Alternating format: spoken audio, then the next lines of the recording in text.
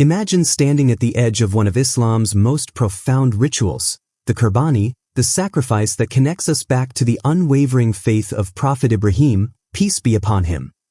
It's a moment heavy with spiritual significance, where obedience to Allah intertwines with mercy, generosity, and community. But then a question arises, one that many Muslims around the world quietly wonder about, yet rarely discuss openly. Can women slaughter the Qurbani animal themselves? Today, we are going to end this debate once and for all, with deep clarity, compassion, and a heart anchored in the Quran, the Sunnah, and the noble example of the Sahaba. Let's begin by understanding why this question matters so much. Qurbani is not just about the act of slaughter. It is a sacred command from Allah, a demonstration of submission, a link to the story where Prophet Ibrahim, peace be upon him, was tested to sacrifice his son.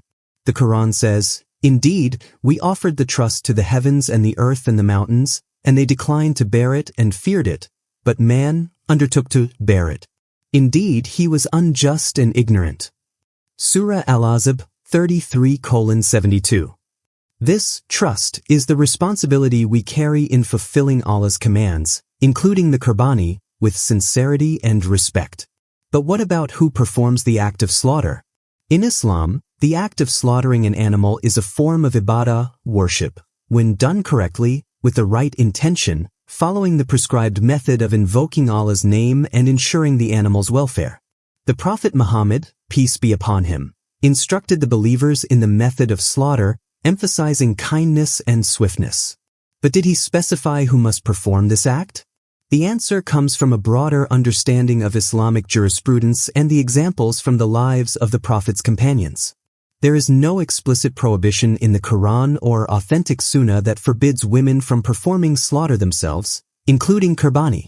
The primary conditions for slaughtering are that the person must be Muslim or people of the book, sane, and have reached puberty, with no mention of gender restrictions.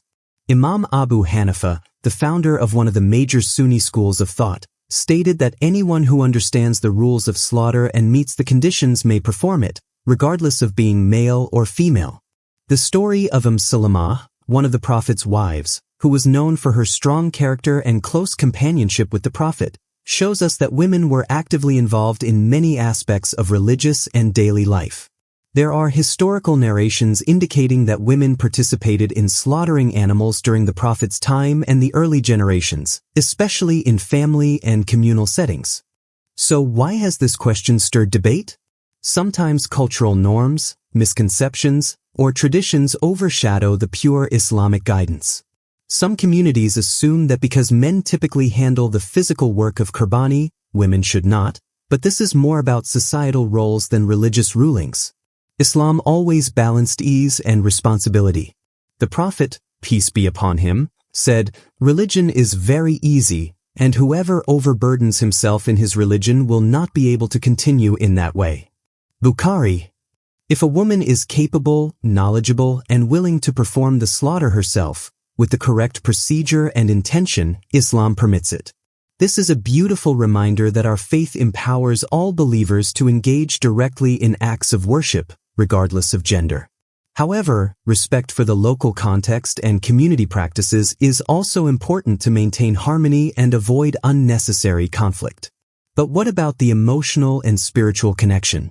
For many women, performing the Qurbani slaughter themselves can deepen their sense of participation, ownership, and spiritual fulfillment. It's a way to live the Sunnah actively, to connect with the sacrifices of the prophets, and to provide for their families with their own hands. Imagine the empowerment and blessing that comes with that. On the other hand, if a woman prefers to delegate this task, that choice is also respected in Islam.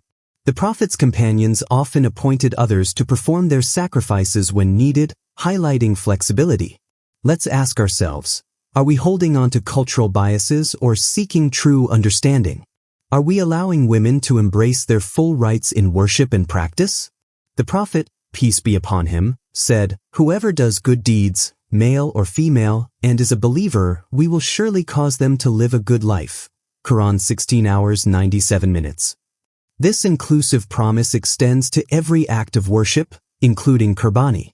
So, to our sisters wondering if they can slaughter the Qurbani animal themselves, yes, You absolutely can, provided you fulfill the Islamic conditions of proper slaughter and intention. It is your right as a Muslim to engage fully in this sacred ritual. To the brothers and families, support and encourage your sisters to deepen their faith and practice without unnecessary restrictions.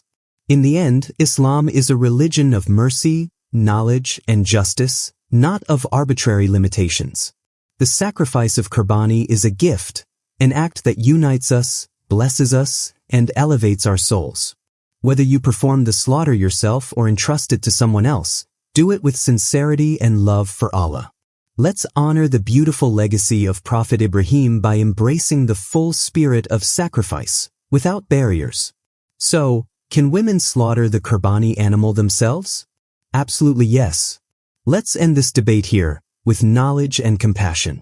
May Allah guide us all to the straight path, grant us sincere intentions, and accept our sacrifices. Ameen.